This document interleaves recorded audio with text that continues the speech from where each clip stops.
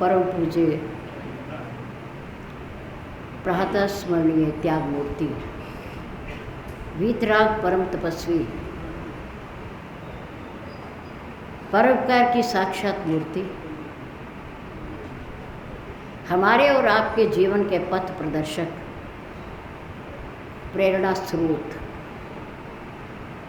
हमारे परम पूज्य श्री सद्गुरुदेव जी महाराज।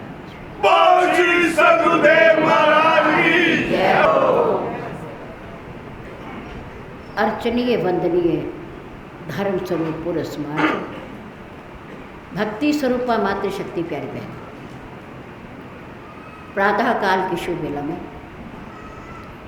परम पूज्य श्री गुरुदेव जी के पावन चरणारविंद में सरस्वती सत्संग भवन के प्रांगण में अपने अपने मन को एकाग्र करते हुए,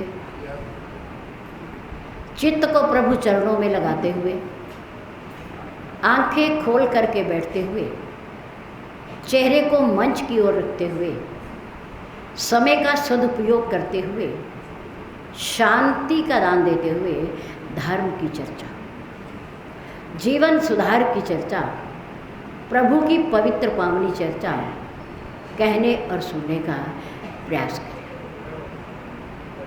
धन्यवाद। सहारनपुर की कई कॉलोनियों में से पधारे हुए अपने सम्मानित गुरु भाई बहनों का हम और हमारी सभा हृदय से सम्मान करती है, स्वागत करती है एवं धन्यवाद करती है। आपका सहयोग, आपकी व्यवस्था, आपका अनुशासन, आपका समय का पालन सराहनीय है।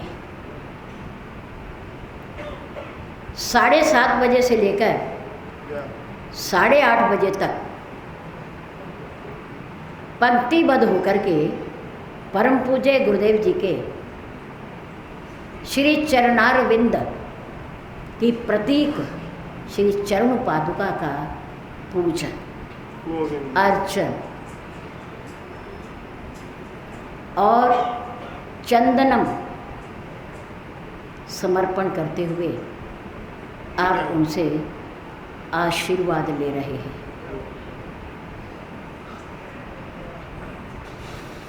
आज श्री व्यास पूजा, श्री गुरु पूर्णिमा के उपलक्ष्य में रखे गए 8 दिन के समय में से आज 6ठा दिन है।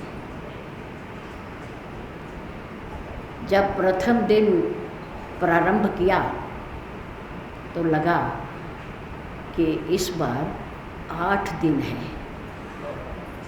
बहुत लंबा समय है, बहुत लंबा समय दिया गया। लेकिन आप लोगों की संख्या, आप लोगों का विस्तार, आप लोगों का प्रेम और प्यार इस तरह से बरसा कि 6 दिन कब बीत गए पता ही नहीं चला।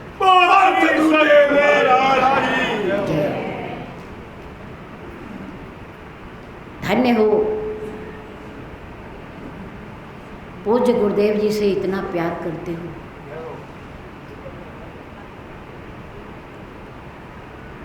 और वो भी आपसे इतना ही प्यार करते हैं। जय हो, जय हो। बहुत सारे तो ऐसे बच्चे और बच्चियां और भाई बहन होते हैं कि जिनको गुरुदेव कभी मिले भी नहीं होते, लेकिन वो आकर के बताते हैं कि देवी जी हमारे स्वप्न में गुरुदेव आए, हमें दर्शन दिए साक्षात।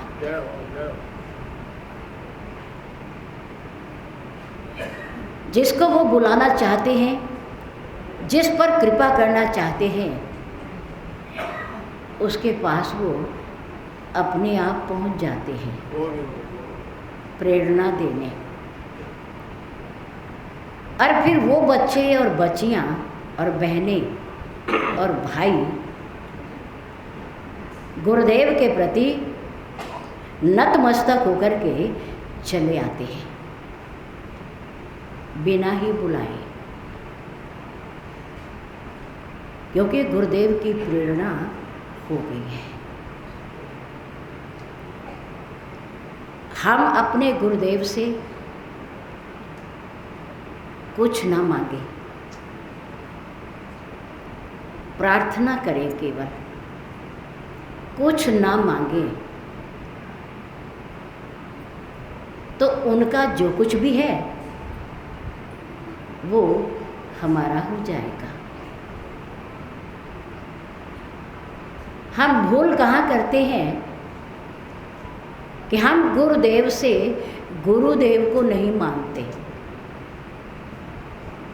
हम गुरुदेव से मांगते हैं। थोड़ा सा अंतर है। जैसे परमात्मा के दरबार में खड़े होकर के हम प्रार्थना करते हैं और प्रार्थना के बदले में हम कुछ ना कुछ उनसे मांगते हैं, निस्वार्थ नहीं करते, क्योंकि हम गृहस्थी है ना, परिवार वाले हैं और सुख दुख आता रहता है, अनुकूल प्रतिकूल परिस्थितियां आती रहती हैं। इसलिए हम प्रार्थना भी निस्वार्थ नहीं करते, उसमें भी हमारा स्वार्थ छिपा रहता है। पर शास्त्र कहता है और संत महापुरुष कहते हैं कि परमात्मा सर्वशक्तिमान है, सर्व अंतर्यामी है, कृपालु है, दयालु है। उसके पास ऐसा कुछ भी नहीं है, ऐसा कुछ भी नहीं है जो वो अपने भक्त को ना दे सके। ऐसा अपना कुछ भी नहीं है उसके पास। और हम भगवान की प्रार्थना करते हुए भगवान से मांगकर उसे छोटा बना देते हैं। क्यों? क्योंकि हमारी मांग और झोली बहुत छोटी होती है, बहुत छोटी, और वो बड़ा विशाल है, उसके हाथ बड़े लंबे हैं, वो बहुत कुछ दे सकता है, बहुत कुछ दे सकता है। एक फल बेचने वाला सड़क पर खड़े होकर के फल बेच रहा है। एक सज्जन उसके पास रुके और फल खरीदे। फल खरीदे, फल अच्छे थे पर भाव नहीं पूछा। बहुत बार ऐसा हो जाता है, फल अच्छे हो, सब्जी अच्छी हो तो व्यक्ति को आकर्षित करती है, और जब अच्छी लग रही हो कोई चीज़ तो उसके भाव भी नहीं पूछे जाते कई बार, क्योंकि अच्छा लग रहा है तो अच्छे की कोई कीमत नहीं होती। सज्जन ने फल खरीदे और फल वाले से पूछा, भाई कितने पैसे दूँ, कितने पैसे दूँ? फल वाले ने कहा दे दो, दे दो सेठ जी, अपनी इच्छा से दे दो। खरीदने वाले ने कहा नहीं नहीं, मैं तुम्हारी कीमत रखना नहीं चाहता, तुम्हारे फल ज़्यादा कीमत के हों और मैं कम दे दूँ, ये अच्छी बात नहीं है, आपका मेरे ऊपर ऋण हो जाएगा, आप कीमत बताओ ना, पैसे बताओ। फल वाले ने कहा नहीं, मैं नहीं बता सकता, कोई बात नहीं, आप जितने देंगे मैं रख लूँगा। बार बार कहने पर और मना करने पर उस सज्जन ने अपनी जेब में से 500 रुपये का नोट निकाला और उसे दे दिया, उसके हाथ पे रख दिया। और उस फल वाले ने वो रुपए लेकर के अपनी गले में डाल दिए, रख दिए। वो सज्जन चले गए और ये सोचते हुए कि शायद मैंने कम दे दिए हैं, शायद मैंने कम दे दिए हैं, मैं ज़्यादा देता तो मुझे वापस देता, शायद मैंने कम दे दिए हैं। लेकिन जो फल दिए गए थे उन फलों की कीमत थी 400 रुपये, 400 रुपये।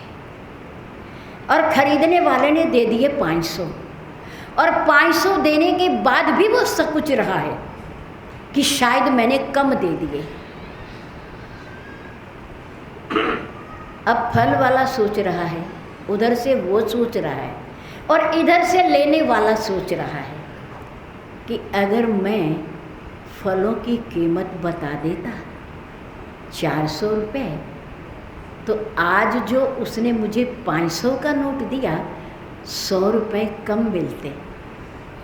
मैंने कीमत नहीं बताई तो वो अपने आप दे करके चला गया, मुझे 100 रुपया अधिक मिल गया, कीमत ना बताने पर, न मांगने पर। इधर से वो भी खुश और उधर से वो भी खुश। ऐसे ही जैसे फल बेचने वाले ने फलों की कीमत नहीं बताई और फल खरीदने वाले ने उसकी कीमत से ज़्यादा पैसे दे दिए, ठीक इसी प्रकार से हम परमात्मा की भक्ति करें, हम परमात्मा की प्रार्थना करें, और हमने अपनी प्रार्थना और भक्ति की कीमत यदि परमात्मा से मांग ली तो वो उसी के अनुसार देगा, उसी के अनुसार मिलेगा हमें। जितनी हमने प्रार्थना की है या भक्ति की है या तप किया है या व्रत किया है, वो उसी के हिसाब से हमें मूल्य देगा। और यदि हम इसकी कीमत ना मांगे, उससे कुछ ना चाहें, तो पता नहीं परम पिता परमात्मा खुश हो करके हमें क्या दे दे, क्या दे दे, कुछ नहीं पता। वो परम दयालु है, वो बिना मांगे भी देता है, केवल मांगने से नहीं देता। अगर हम परमात्मा से मांगेंगे तो जो चाहेंगे वो मिलेगा, लेकिन अगर नहीं मांगेंगे, उससे उसको मांगेंगे, तो सच मानो जो परमात्मा का है वो सब ना मांगने वाले का हो जाएगा, बिना मांगे। जो संतान माता पिता से बंटवारा नहीं करती, अपना अधिकार नहीं मांगती, माता पिता बिना मांगे जाते हुए उसे अपनी सारी संपत्ति और सारी जायदाद दे जाती है, बिना मांगे दे जाते हैं, बिना मांगे। ये माता पिता का वात्सल्य है, प्रेम है और संतान का अधिकार है। जो माता पिता से नहीं मांगते, माता पिता से माता पिता की सेवा मांगते हैं, उन्हें मांगते हैं, तो उन्हें माता पिता का सब कुछ मिल जाता है, बिना मांगे मिल जाता है। और जो मांगते हैं उन्हें अपना अपना हिस्सा मिलता है, बंटवारा होकर के मिलता है, और जितना हिस्सा आएगा उतना मिलेगा। लेकिन बिना मांगे बहुत कुछ मिल जाएगा। माता पिता से माता पिता को मांगो कि हमें आप चाहिए, जायदाद नहीं चाहिए। गुरुदेव से ना मांगिए, गुरुदेव से गुरुदेव को मांगिए कि हमें आप चाहिए। महाभारत के युद्ध में दुर्योधन ने भगवान श्री कृष्ण से क्या मांगा? क्या मांगा? नारायणी सेना मांगी, उसे मिल गई, मिल गई। और वो 11 अक्षौणी सेना महाभारत के युद्ध में 18 दिन में भगवान को प्राप्त हो गए, पंच तत्व में लीन हो गए, सब की सब खत्म हो गई। अब दुर्योधन अकेला खड़ा है, अकेला खड़ा है। परंतु अर्जुन ने श्री ठाकुर जी से, श्री ठाकुर जी को मांगा और उसके साथ श्री ठाकुर जी अंत समय तक खड़े रहे, अंत समय युद्ध की विजय तक खड़े रहे। भगवान श्री कृष्ण ने कहा, अर्जुन मैं अकेला हूँ, तुम मुझ अकेले का क्या करोगे? अर्जुन ने कहा, प्रभु बस आप अकेले ही बहुत हैं, मैं तेरी क्या सहायता कर सकता हूँ? कोई सहायता ना करना, आप केवल मेरे रथ की बागडोर संभाल लो, मेरे रथ को सीधे रास्ते पर ले चलना, सही मंजिल पर ले चलना। आप केवल रथ मेरे सारथी बन जाइए, मुझे और कुछ नहीं चाहिए। अगर रथ का सारथी ठीक है, बुद्धिमान है, अच्छा ड्राइवर है, तो वह रथ को सही दिशा में ले जाएगा, सही दिशा में। और यदि ड्राइवर ही ठीक नहीं है तो रथ गड्ढे में जरूर गिरेगा, सही मंजिल तक नहीं पहुंचेगा। हमारे और आपके शरीर रूपी रथ का सारथी कौन है? बुद्धि है। इस शरीर रूपी रथ को चलाने वाला सारथी बुद्धि है। और याद रखो, यदि आपकी और हमारी बुद्धि सद्बुद्धि है, सावधान है, जागृत है, तो हमारा शरीर रूपी रथ सही दिशा में जाएगा। और यदि इस रथ की बागडोर हमने चंचल मन के हाथ में दे दी, बुद्धि की ना मान करके हम मन के इशारे पर चल पड़े, तो मन हमारे इस शरीर रूपी रथ को ऊबड़ खाबड़ रास्ते से ले जाता हुआ गड्ढे में गिरा देगा, हमारा पतन कर देगा, पतन। शरीर रूपी रथ की सारथी बुद्धि को हर पल सावधान रहना चाहिए। संसार में बर्ताव करते समय, लेन देन करते समय, व्यापार करते समय और नित्य प्रति का व्यवहार करते समय बुद्धि को सावधान रहना चाहिए, विचारना चाहिए। और एक बात हमारे गुरुदेव कहा करते थे कि मनुष्य के पास बुद्धि है और इस बुद्धि के कारण ही ये पशु से भिन्न है, पशु से भिन्न है, भिन्न भिन्न अलग है।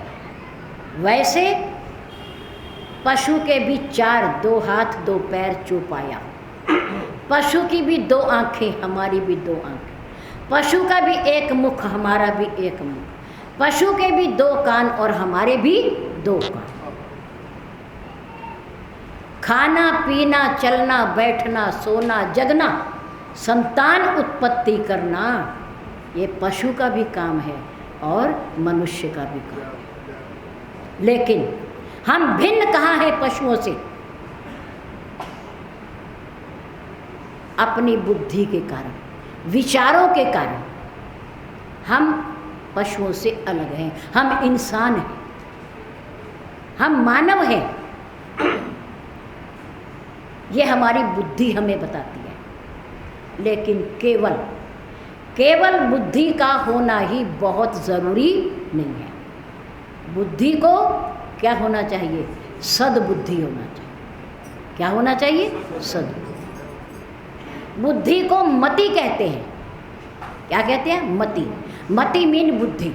लेकिन केवल मति ही न रहे ये, इसे क्या होना चाहिए? सुमति होना चाहिए। क्या होना चाहिए? सुमति होना चाहिए। रावण के पास मति थी, बुद्धि थी, और उसने तामसी तपस्या की। तामसी 3 प्रकार की तपस्या, सात्विक, राजसी और तामसी।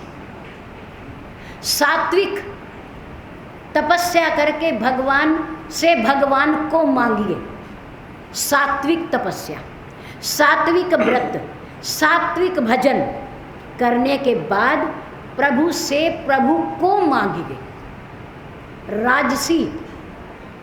राजसी तपस्या व्रत और भजन करके प्रभु से उसकी भक्ति, उसका ज्ञान, उसका सत्संग मांगिए। और तामसी तपस्या करने के बाद नाशवान वस्तुओं को मांगना, नाशवान वस्तुओं जिनका भरोसा नहीं है, अविनाशी तत्व को छोड़ करके भोगों की दुनिया को मांगना, ये तामसी तपस्या है। रावण ने और कुंभकर्ण ने तामसी तपस्या की। रावण ने मांगा कि हम काहू के मरे न मारे, यानी कि अमरता, हम सबको मारे पर हमें कोई ना मारे, अर्थात हम अमर हो जाएं, अमर हो जाएं। जबकि इस दुनिया का नियम है, परंपरा है मृत्यु लोक की, कि यहाँ जो बड़े से बड़ा योद्धा, बड़े से बड़ा बलवान, बड़े से बड़ा तपस्वी, अवतारी पुरुष, ज्ञानी, कर्मकांडी जो भी आया है, उसे एक दिन जाना ही होगा, जाना ही होगा। लेकिन मृत्यु लोक में रह करके अमरता मांगना, ये तामसी वृत्ति है, तामसी। ये हो नहीं सकता, हो नहीं सकता। उस अमरता का वरदान मांगने वाले रावण के लिए उसकी मृत्यु का रास्ता परमात्मा ने निकाल लिया, निकाल लिया।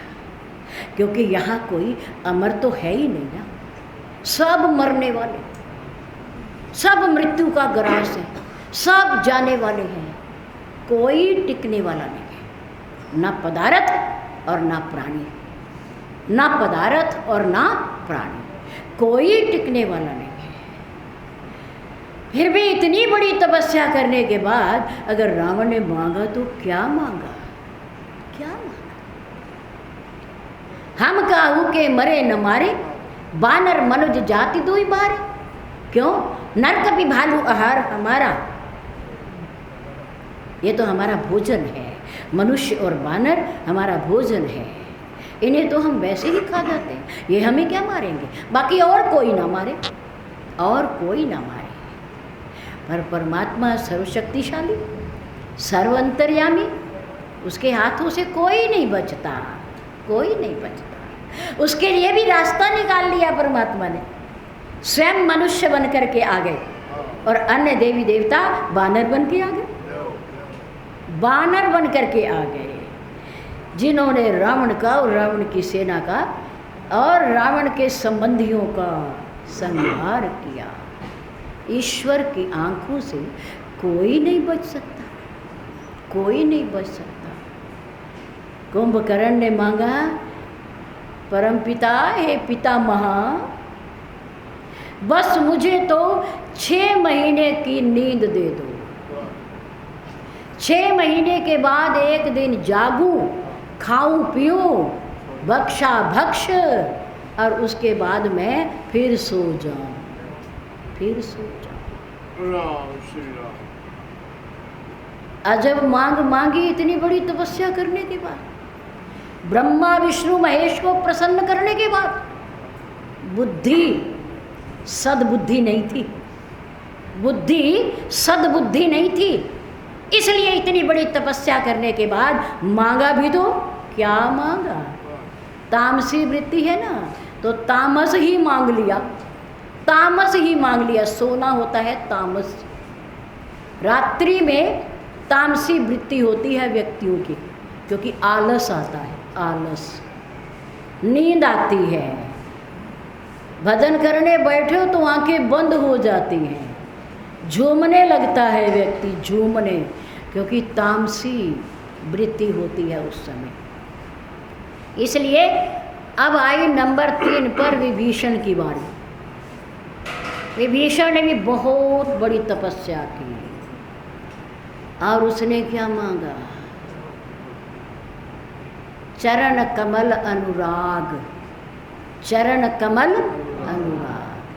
बस प्रभु मुझे तो और कुछ नहीं चाहिए, सब कुछ है, अपने चरणों की भक्ति दे दो, अपने चरणों की भक्ति दे दो। ये राजसी है कि तपस्या के बदले में कुछ मांग लेना, तपस्या के बदले में कुछ मांग लेना, ये राजसी तपस्या है। नंबर 3 सबसे ऊंची सात्विक तपस्या, तपस्या करना, व्रत करना, पूजा करना, दान करना, पुण्य करना, तीर्थ करना, लेकिन करना पर उसके बदले में कभी कुछ भी ना मांगना, ये सात्विक तपस्या है। सात्विक तपस्या, कुछ ना मांगना, केवल उससे उसको मांगना, उससे उसको मांगना। देवताओं ने पुकारा प्रभु को संकट के समय, कष्ट के समय, रक्षा के लिए देवताओं ने पुकारा, प्रार्थना की, जय जय सुरनायक, जन सुखदायक, प्रणतपाल भगवन। हे शरण में आए हुए की रक्षा करने वाले परमात्मा, प्रभु हम आपको पुकार रहे हैं, हम आपको याद कर रहे हैं, हम बड़े कष्ट में हैं, राक्षस हमें सता रहे हैं, सता रहे हैं। प्रभु ने कहा ठीक है, कोई बात नहीं, जनि डर पाऊँ मुनि सिद्ध सुरेशा, तुम ही लागी धरिहूँ नरवेशा। जनि डर पाऊँ, डरो मत, निराश मत हो, मैं आऊँगा, मैं आऊँगा। देवताओं ने शब्दों से पुकारा, शब्दों से प्रार्थना की, भगवान ने भी शब्द दे दिया, शब्द दे दिया, शब्द के बदले शब्द। जनि डर पाऊँ मुनि सिद्ध सुरेशा, तुम ही लागी धरिहूँ नरवेशा। अंशन सहित मनुज अवतारा, लइहूँ दिनकर वंश उदारा। मैं भानुकुल में, सूर्य कुल में अपने अंशों के सहित, यानी कि ब्रह्मा विष्णु महेश के साथ मानव शरीर में राजा दशरथ और कौशल्या के यहाँ आऊँगा। जय श्री राम, जय श्री राम, जय श्री राम। मैं, तुम डरो नहीं, परेशान ना हो, कुछ दिन और, कुछ दिन और प्रतीक्षा करो, मेरी प्रतीक्षा करो। देवताओं ने शब्द से पुकारा, परमात्मा ने उसके बदले में शब्द दे दिया, मैं आऊँगा, तसल्ली दे दी, धैर्य बंधा दिया कि मैं आऊँगा। उधर मनु और शत्रुपा नैमिक अरण्य की धरती पर तपस्या कर रहे हैं, वो भी प्रभु को पुकार रहे हैं, भजन कर रहे हैं। 23,000 वर्ष तक, कितने? 23,000 वर्ष तक, 10,000 वर्ष तक बिना भोजन के तपस्या की, बिना कुछ खाए पिए। 7,000 वर्ष तक पानी के आधार पर रह करके तपस्या की, वारी आहार, पानी का भोजन, पानी पी करके तपस्या की। और 6000 वर्ष तक भोजन भी छोड़ा, पानी भी छोड़ा, हवा के सहारे एक पैर पर खड़े होकर, कैसे? एक पैर पर खड़े होकर के कठोर तप किया, कठोर तप किया। 10 और 7 17, 17 और 6 23, 23,000 वर्ष तक तपस्या की। उनके कठोर तप को देख करके कई बार ब्रह्मा जी, विष्णु जी और भोलेनाथ आए। विधि हरि हर, विधि ब्रह्मा, हरि भगवान विष्णु, हर भोलेनाथ, तीनों आए। विधि हरि हर, तप देख अपारा, मनु समीप ऊपर से उतरकर, ब्रह्मलोक से, क्षीर सागर से, कैलाश पर्वत से उतर करके कहाँ आए? कहाँ आए? कहाँ तपस्या कर रहे थे? कहाँ? नैमिक अरण्य, जंगल में, तपभूमि में तप कर रहे थे, जहाँ पति और पत्नी दोनों ज्ञान और भक्ति का स्वरूप, माँ शतरूपा भक्ति का प्रतीक है और मनु जी ज्ञान का प्रतीक है। तप कर रहे हैं मिलकर, प्रसन्न हो करके तीनों ऊपर से नीचे उतर कर आए। एक बार नहीं, 2 बार नहीं, कोई गिनती नहीं, बहुबारा। क्या लिखा? बहुबारा, कोई गिनती नहीं कितनी बार आए। गोस्वामी तुलसीदास जी ने लिखा, विधि हरिहर तप देख अपारा, मनु समीप आए बहुबारा। क्या कहने, बहुत बड़ा तप कर रहे हो, शरीर को बड़ा कष्ट दे रहे हो। इस तपस्या के बदले में तुम क्या चाहते हो? क्या चाहते हो? कुछ मांग लो ना, कुछ मांग लो ना। मनु जी ने कहा, नहीं नहीं, कुछ नहीं चाहिए। हम जिसको चाहते हैं, जब तक वो नहीं आएगा तब तक हमें किसी की आवश्यकता नहीं है। हमारा दूरध्वनि प्रसारण, टेलीफोन का नंबर हमारा कहीं और मिला हुआ है। हमने आपको नहीं मिलाया, आप लाइन पर गलत आ गए हैं।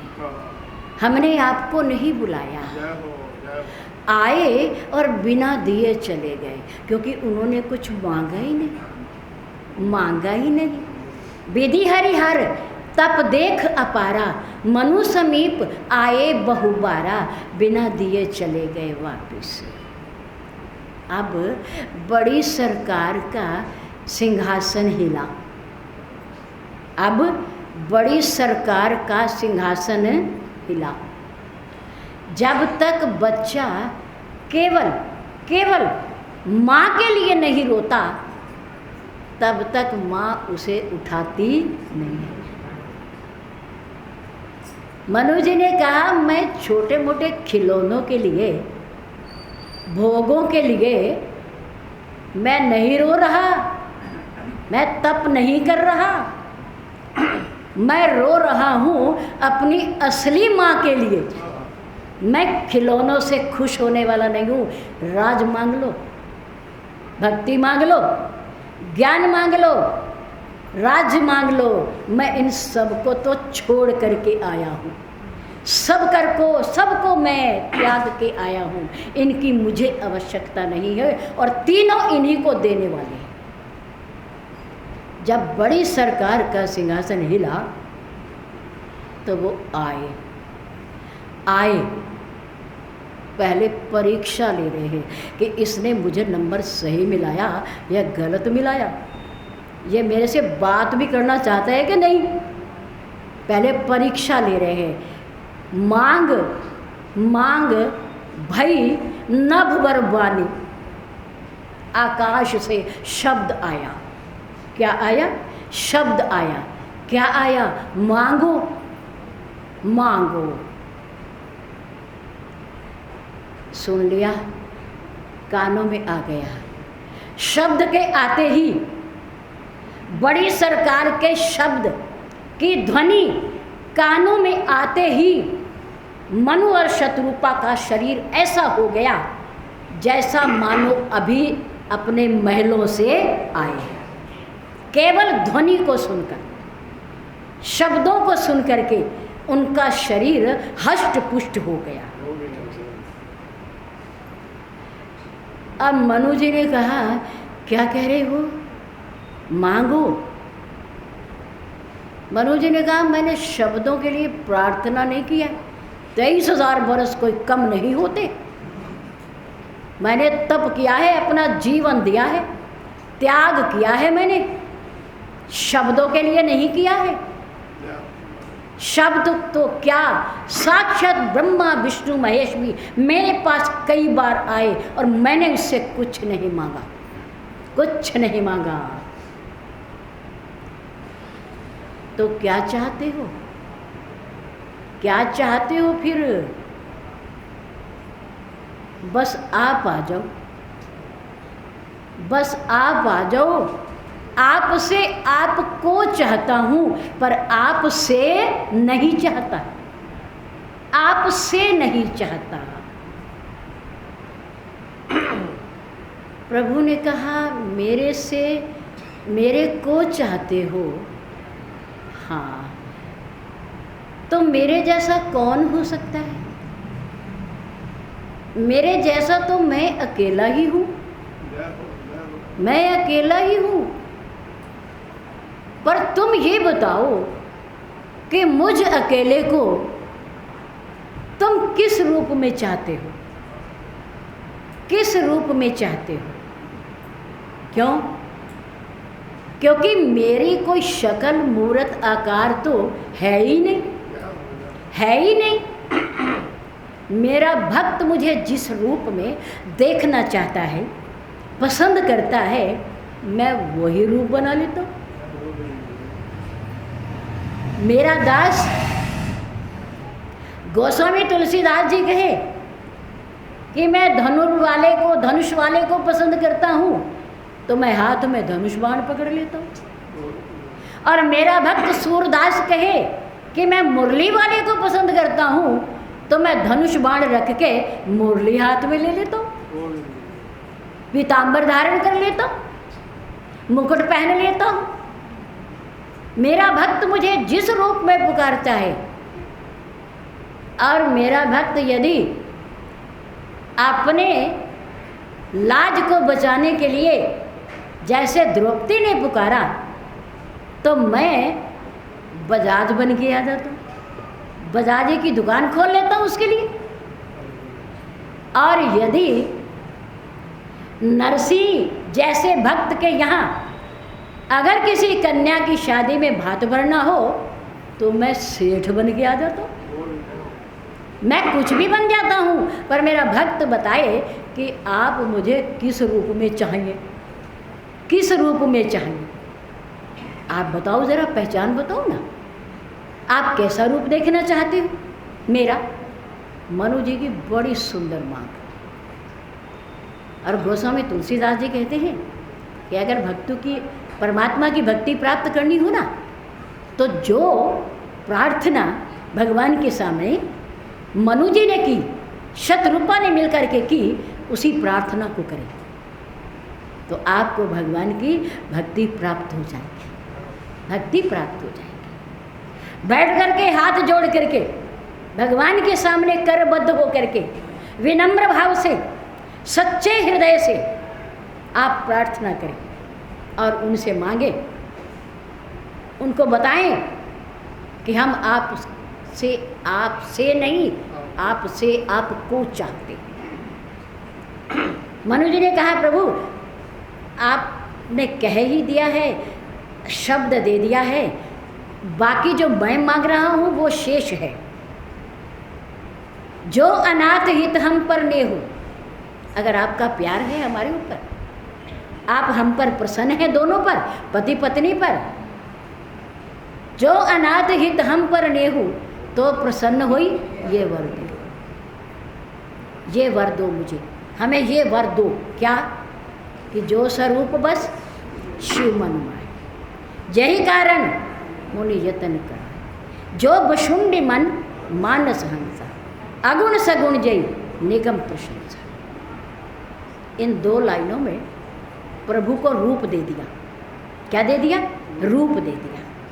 क्या आपने पूछा ना मैं किस रूप में आऊँ, आपको दर्शन दूँ, क्योंकि मेरा कोई रूप और आकार नहीं है, और है हजारों लाखों करोड़ों अरबों, ये दुनिया सब मेरा ही रूप है,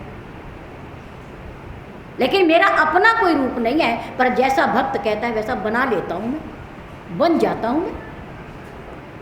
जो अनाथ हित हम पर नेहु तो प्रसन्न हो ये वर देहु, जो स्वरूप बस शिव मन माही, जय कारण मुनि यतन कराही।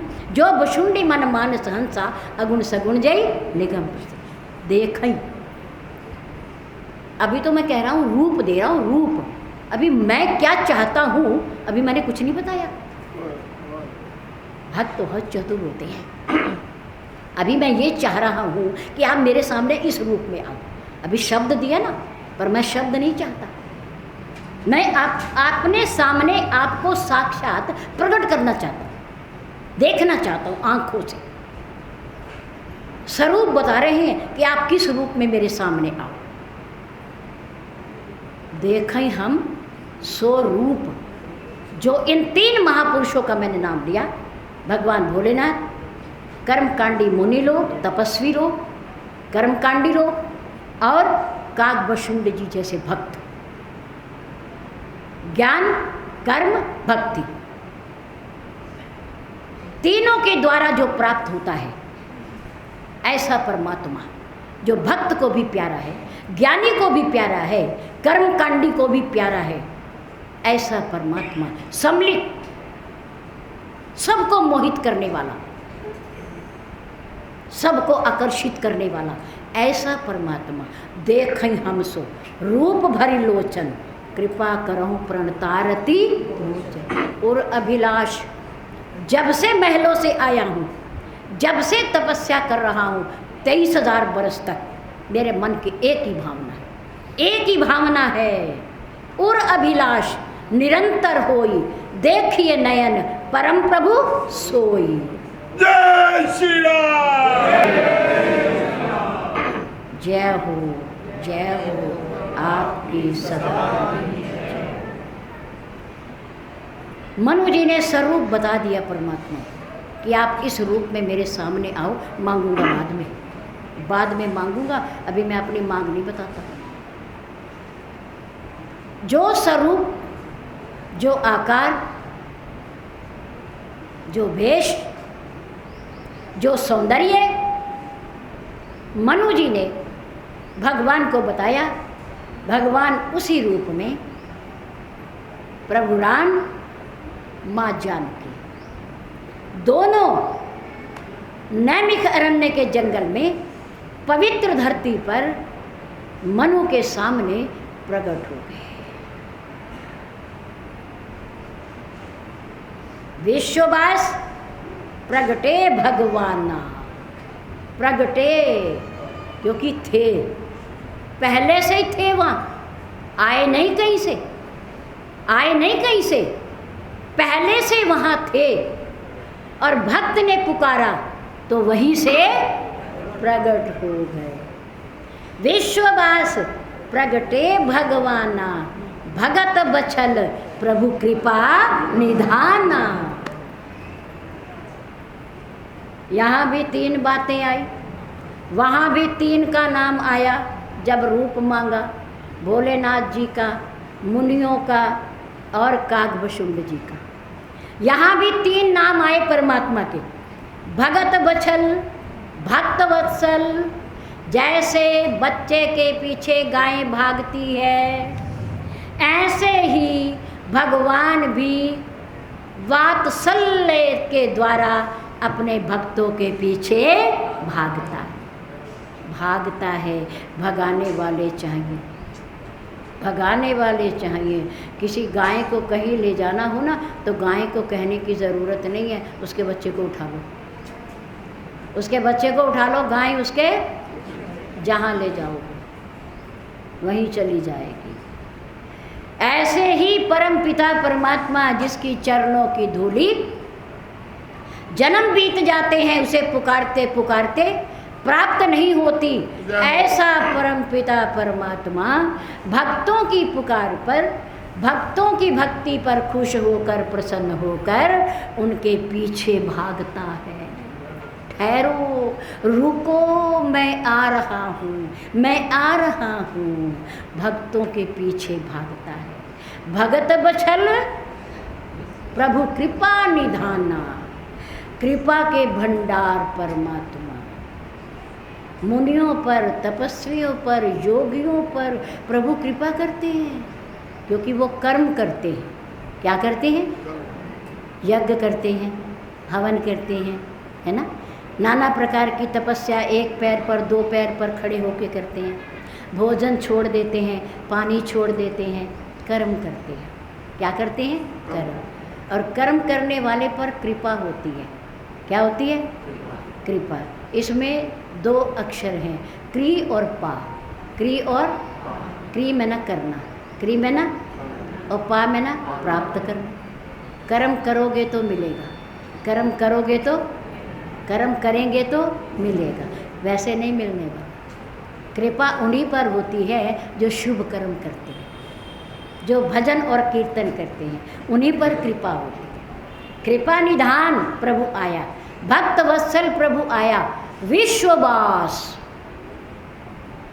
पूरी सृष्टि में, ब्रह्मांड में निवास करने वाला परमात्मा प्रकट हो गया। क्या हो गया? प्रकट हो गया। कृपा निधान भक्तों का, भक्त वत्सल भक्तों का, कृपा निधान कर्मकांडी का, और विश्ववास ज्ञानियों का। विश्ववास ज्ञानियों का। ज्ञानी कहता है मेरा परमात्मा सबके अंदर है, उसका कोई रूप नहीं, वो हर जगह छाया हुआ है, कोई स्थान उससे खाली नहीं है, वो सब जगह भरपूर भरपूर भरपूर है। मनुज के पुकारने पर विश्ववास प्रगटे भगवाना, भगत बछल प्रभु कृपा निधाना, प्रकट हो गए, दर्शन दिया उन्हें। अब कहने लगे अच्छा मैं आ गया हूँ, धन्य हो, धन्य हो प्रभु, आपके आज दर्शन हो गए। प्रभु ने कहा अच्छा आप बताओ आप चाहते क्या हो, आप तपस्या क्यों कर रहे थे, आपका उद्देश्य क्या है, आपकी मांग क्या है। मनुज ने कहा प्रभु मांग मेरे लिए तो बहुत बड़ी है, पर आपके लिए बहुत छोटी है, क्योंकि आप दाता हो, आप दाता हो। मेरे लिए बहुत बड़ी है और आपके लिए बहुत छोटी है। और फिर मुझे मांगते हुए ना जरा सकुच लग रही है। क्या? थोड़ा सा मुझे संकोच हो रहा है कि मैं आपसे मांगूं तो कैसे मांगूं, कैसे मांगूं। प्रभु ने कहा नहीं मनुजी, मैं तुम्हारे ऊपर इतना प्रसन्न हूँ कि आज तुम जो मांगोगे ना सो मिलेगा, सो मिलेगा, क्योंकि मेरे पास ऐसा कुछ नहीं जो मैं अपने भक्त को नहीं दे सकता, नहीं दे सकता। तो मनु जी ने कहा प्रभु अगर आप दान शिरोमणि कृपा निधि, आप दान शिरोमणि हो, दान देने से पीछे नहीं हटते हो, सबसे आगे हो, और कृपा निधि कृपा के भंडार हो, आपसे फिर क्या छिपाऊं, आप जानते तो हो। पर मुझे संकोच हो रहा था क्या कि अब तक तो मैंने आपकी तपस्या की, भजन किया, आपको माता और पिता मानकर। क्या मानकर? माता और पिता मानकर। पर आपको देखने के बाद, आपको देखने के बाद मेरे अंदर एक इच्छा पैदा हो गई है कि यदि आप मेरे सपुत्र बन करके आ जाएं, मेरे घर आ जाएं, नन्हा बालक बन जाएं, मेरी गोदी में नाना प्रकार के खेल करें, तो मैं धन्य हो जाऊंगा। जय श्री राम। चाहे हूँ तुम ही समान सुत, उसको बड़ी घुमा फिरा के, चाहूँ तुम ही समान, यानी कि आप जैसा, आप जैसा। क्या चाहता हूँ? सुत, पुत्र चाहता हूँ, बेटा चाहता हूँ। चाहूँ तुम ही समान सुत, तुम सन कवन दुराओ। आपसे छिप भी तो नहीं सकता कुछ भी, क्योंकि आप मेरे हृदय में बैठे हो और ये मेरे हृदय की भावना है। दान शिरोमणि कृपा निधि, आप कृपा कर दो, कृपा कर दो। और देने को तो आपने कह ही दिया है कि जो मांगोगे सो मिलेगा। मैं आप से आप जैसा पुत्र चाहता, पुत्र चाहता। प्रभु मुस्कुराए। प्रभु ने कहा देखो, अभी तक पिता मानकर, माँ मानकर सेवा कर रहे थे, तपस्या कर रहे थे, मुझे पुकार रहे थे, भक्ति कर रहे थे। अब मुझे गोदी में खिलाना चाहते हैं, अब मुझे बच्चा बनाना चाहते हैं।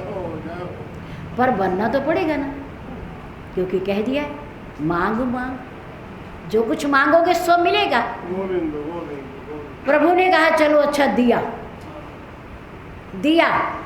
पर मनु जी, मेरे समान तो कोई त्रिलोकी में है ही नहीं, मेरे समान तो कोई इस पूरे ब्रह्मांड में, पूरी सृष्टि में कोई है ही नहीं।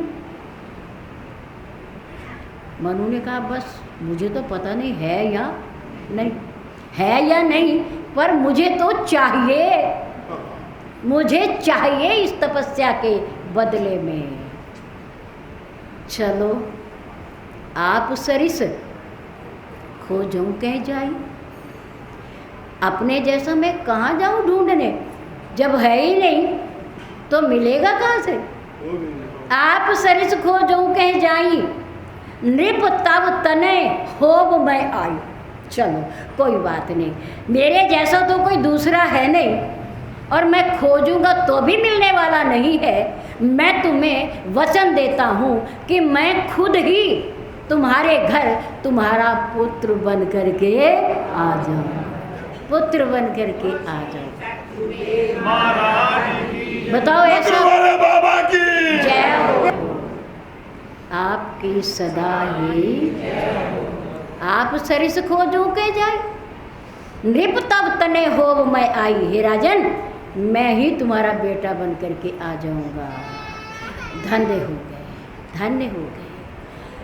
अब माता शत्रुपा की तरफ मुख किया मेरे प्रभु ने, कहा माँ कुछ तुम भी मांग लो, कुछ तुम भी मांग लो, क्योंकि तपस्या तुमने भी तो की है।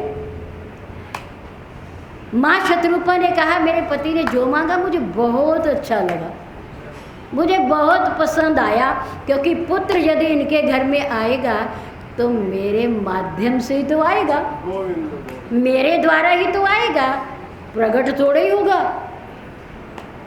सुत चाहिए ना, बेटा चाहिए ना, बालक चाहिए ना, आप जैसा बड़ा रूप नहीं चाहिए। तो बालक मेरे ही तो माध्यम से आएगा। मैं तो वैसे ही सौभाग्यशाली हो गई, बिना मांगे मेरे पास आ गया, बिना मांगे मेरे पास आ गया। प्रभु ने कहा नहीं, फिर भी माँ कुछ मांग लो। माँ ने कहा प्रभु देना चाहते हो तो मांग लेती हूँ, वैसे मेरी मांग है नहीं कोई। सोई सुख, सोई भक्ति, सोई गति, और सोई निज चरण स्नेहु। सोई भक्ति जो अपने भक्तों को देते हो, सोई गति, सोई सुख, सोई निज चरण स्नेह। कितनी बार सोई शब्द आया, सोई में ना वही, सोई मीन वही। कौन सा? जो भक्तों को देते हो, जो भक्तों को देते हो। मुझे वही सुख चाहिए, वही भक्ति चाहिए, वही गति चाहिए, वही आपके चरणों का प्यार चाहिए प्रभु, मुझे और कुछ नहीं चाहिए। आप बालक बन कर के भी आए तो भी मेरे मन में ये रहे कि आप मेरे पुत्र नहीं हो, मेरे भगवान हो, मेरे भगवान हो। मैं इस रूप में आपके दर्शन करूं, इस रूप में। मनु जी ने कहा रुक जाओ, ये वरदान केवल इसके लिए है, मेरे लिए नहीं। मनु जी ने कहा ये शत्रुपा मांग रही है, मेरी धर्म पत्नी मांग रही है, मैं नहीं मांग रहा कि आप मेरे सामने भगवान बन के आना या मेरा विचार आपके प्रति भक्तों जैसा हो, मैं आपकी पूजा करूं, मुझे ये ज्ञान रहना चाहिए, मुझे चरणों का प्यार दे दो, मुझे नहीं चाहिए। उन्होंने कहा ना भाई, मेरे यहाँ बेटा बन के आओगे तो मेरी ममता, मेरा मोह, मेरा प्यार एक पिता का जैसे बेटे की तरह होता है, ऐसे होना चाहिए। सुत विष एक तब पदी रत होई, मोई किन मूड कहे जग सो। पूरी दुनिया मुझे मूर्ख कहे, किसने भगवान को बेटा बना लिया है। देखो ईश्वर को बेटा मान करके क्या कर रहा है, क्या सोच रहा है ये। चाहे मुझे पूरी दुनिया मूर्ख कहे, लेकिन मेरा प्यार आपके तरह पिता और पुत्र का होना चाहिए। और सुनो बात, केवल बेटे और बाप का ही नहीं होना चाहिए, पिता और पुत्र का ही प्यार नहीं होना चाहिए, बल्कि मेरी आँखों से यदि आप दूर हो जाओ, दूर चले जाओ, मुझे दिखाई न दो, जिस दिन तुम दिखाई देने बंद हो जाओगे उस दिन भी दशरथ के प्राण निकल जाएंगे, निकल जाएंगे। चाहे मुझे संसार वाले मूर्ख कहते रहे, मेरे प्रति आपका प्यार पिता वाला होना चाहिए और मेरा प्यार आपके प्रति मोहग्रस्त ममता वाला बेटे का होगा। मुझे ऐसा देना। मैं भक्ति नहीं पसंद करती, मैंने तप किया है आपको प्राप्त करने के लिए, पुत्र रूप में आपको देखना चाहता हूँ, भले आप भगवान हो। लोचन ओट राम जनी होई, सब दुख दुख है सहावऊ मोही, सारे दुनिया के दुख सहन कर लूँगा, लेकिन राम मेरी आंखों से ओझल हो जाए, दशरथ इस दुख को सहन नहीं कर पाएगा। मुझे ऐसा वचन दे के जाना, ऐसा भाव मेरे प्रति रखना और मैं भी आपके प्रति ऐसा ही भाव रखूँगा। वास्तव में दशरथ जी के प्रति ऐसा ही भाव रहा और दशरथ जी का भी राम के प्रति ऐसा ही भाव रहा। कौशल्या जी का भाव राम के प्रति भगवान का रहा और प्रभु का भी माँ के प्रति भक्त का भाव रहा। इसलिए विराट रूप के दर्शन दिए पैदा होते ही दशरथ को नहीं दिए। दशरथ पुत्र जन्म सुनि काना, मानव ब्रह्मा नंद समाना। जब सुना कि मेरे घर में पुत्र का जन्म हुआ है, 2 घड़ी के लिए आंखें बंद कर ली, अंतर्मुख हो गए, ब्रह्मानंद में लीन हो गए कि मोरे गृह आवा प्रभु सोई। क्या वही प्रभु जिनके मैंने दर्शन किए थे नैमिषारण्य की धरती पर, क्या वो परम पिता परमात्मा मेरे घर पुत्र बन करके आ गया है, पुत्र बन करके आ गया है? ने कहा नहीं ना, मैं अगर परमात्मा समझता रहूँगा ना तो मैं पुत्र जैसा प्यार नहीं कर पाऊँगा, पिता का प्यार नहीं दे पाऊँगा। ना ना ना ना। दशरथ जी ने कहा मेरे घर पुत्र हुआ है, चौथे पन में मेरे घर पुत्र रतन की प्राप्ति हुई है। कहा बुलाई बजाऊं बाजा, आओ सारे मिलकर के ढोल बजाओ, बाजे बजाओ, नाचो गाओ झूमो, क्योंकि मेरे घर पुत्र पैदा हुआ है, पुत्र पैदा हुआ है। राजा दशरथ ने हमेशा जीवन पूरे तक पुत्र जैसा भाव रखा और राम जी ने पिता जैसा भाव रखा और माँ कौशल्या ने भक्त जैसा भाव और प्रभु ने भी उनके ऊपर वैसा ही भाव रखा। इसलिए विराट रूप के दर्शन और भोजन खाते समय भी, भोग लगाते समय भी वही दृश्य उनके सामने आया। माँ मैं केवल तेरा पुत्र ही नहीं हूँ, मैं भगवान हूँ, मैं सर्वव्यापक हूँ, मैं भक्त की दी हुई वस्तु को खाता हूँ, मैं नन्हा भले ही हूँ, छोटा भले हूँ, पर मैं विराट भी हूँ, मैं विराट भी हूँ, मैं महान भी हूँ, मैं अणु भी हूँ, सब कुछ मैं ही हूँ। माँ यहाँ भी मंदिर में ही मैं ही बैठा हूँ, भले ही तो मुझे पालने में सुला के आई है, मंदिर में भी मैं हूँ और वहाँ पालने में भी मैं ही हूँ। माँ ने प्रणाम किया, धन्य हो प्रभु, मैं भूल गई थी कि आप भगवान हो। अच्छा किया आपने मुझे याद दिला दिया। पैदा होते ही विराट रूप, मैं भगवान हूँ, याद रखना। तुमने इसी रूप में मुझे चाहा है, इसलिए मैं तुम्हारे सामने आया हूँ, पिता के सामने नहीं आऊँगा। और किसी को बताना भी मत, ये भी कह दिया। ये चर्चा किसी के पास मत करना कि राम पैदा होते ही विराट बन गए थे। क्यों? क्योंकि फिर मुझे कोई बच्चा समझ के प्यार नहीं करेगा, इसलिए किसी को बताना भी मत।